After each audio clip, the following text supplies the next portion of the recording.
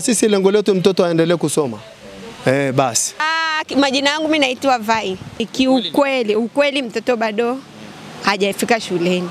Tukio sido kama hivyo, mtoto alipatikana pale nyumbani, akaja akapelekwa kituo cha polisi hapo Lorieni, akaja akapelekwa Central kuongea zaidi, wakampeleka hospitali kwenda kupimwa.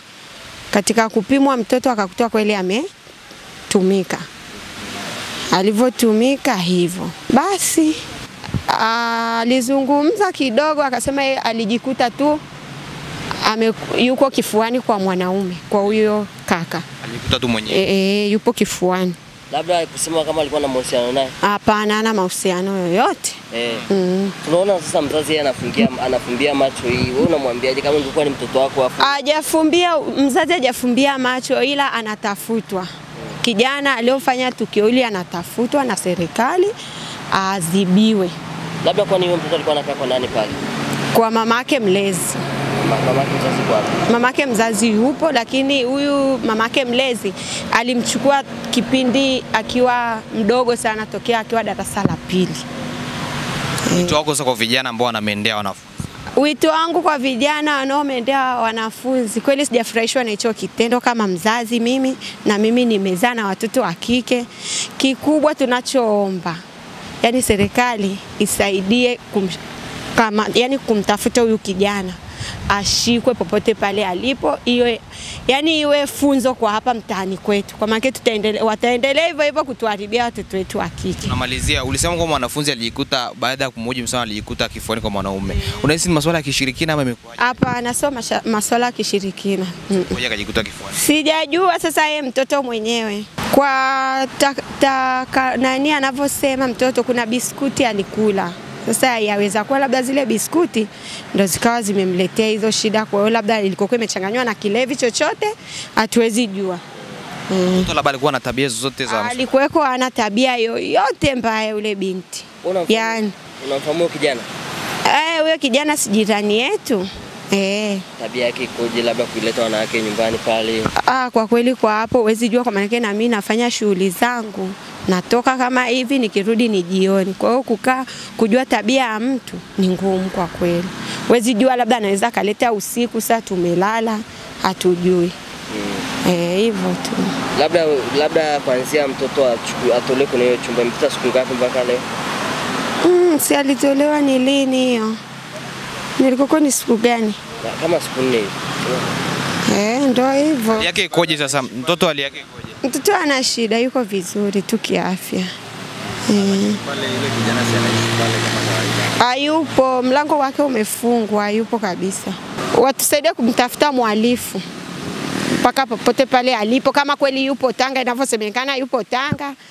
Yani wasiliane na maaskari wa kule Tanga ili ukijana ashughulikiwe, aletwe. Wito wako sana kwa wanafunzi wanaokuwa na mahusiano na vijana wa huyu mtoto alikokuwa na mahusiano yoyote na huyu kijana, labda hiyo kashata. Huyu mtoto ana mahusiano yoyote, ni mtoto mtaratibu, mpole. Kwa hiyo yani hata sisi wenyewe tumetaharuki kusikia, hatuwezi jua. Lakini kwa majina naitwa Lembris Kisoki Laiza. Kuna binti hapa tunaishi naye, panishi kwa kaka yangu. Huyo binti tangu alipotoka shule siku ya Ijumaa akaonekana nyumbani. Tukabidi tukaripoti nini polisi. Kwenda kuripoti polisi, tukaendelea kumtafuta. Siku ya Jumamosi tukaendelea kumtafuta. Jumapili tena wakaenda kuripoti tena Purani. Wakaenda kuripoti Central. Wakaenda na hospitali Mantumeru. Mtoto akupatikana. Kuna mlima ulioko hapa tunaita mlima Kijenge. Watu wakapanda kwenda kumtafuta, hajaona. Sasa leo kuna namba ya waandishi wa habari, ikabidi wapigie simu, nikamwambia bana kuna tukio tumuone mtoto, tumerusha kwenye grupu, tunaomba muende mkapate nini habari vizuri. Baada ya muda kidogo niko kazini, nikapigiwa simu, sio mtoto akapatikana kwenye nyumba ya jirani ambapo tuko na jirani na huyo tuko jirani na huyo kijana ambao huyo binti kakutwa ndani kwake.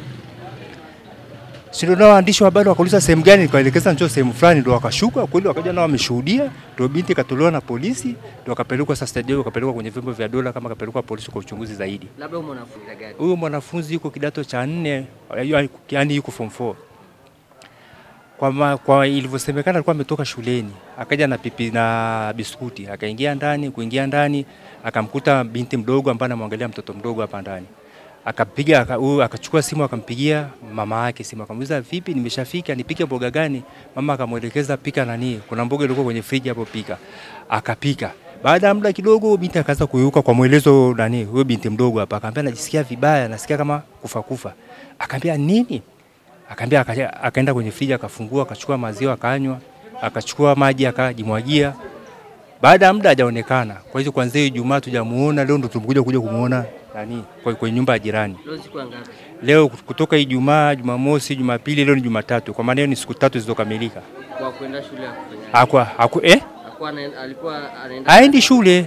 Na ripoti tumetoa kuanzia juzi paka na leo tumefika shuleni kutoa ripoti. Ni kijana ambao nyumba ilipangisha ni kwa mama yangu mkubwa. Kwa hiyo tunamchukulia kama familia. Hapo kijana anaitwa nani, anampigia kama unafahamu? Wanamuita Agaeli, ni mfanyakazi wa kampuni ya TANESCO. Arusha. Mimi nilipofika hapa wanasema kuna kijana amempigia kijana mmoja simu, mnenda pale kwangu na chaga mlango wazi. Bahati mbaya mlango nini kama uko wazi. Kufika ule mwenzake kuja pakakuta mlango umefungwa. Si ndio hapa ikabidi waite nani fundi, wanasema kukuta fundi aje avunje. Kumbe binti yuko ndani.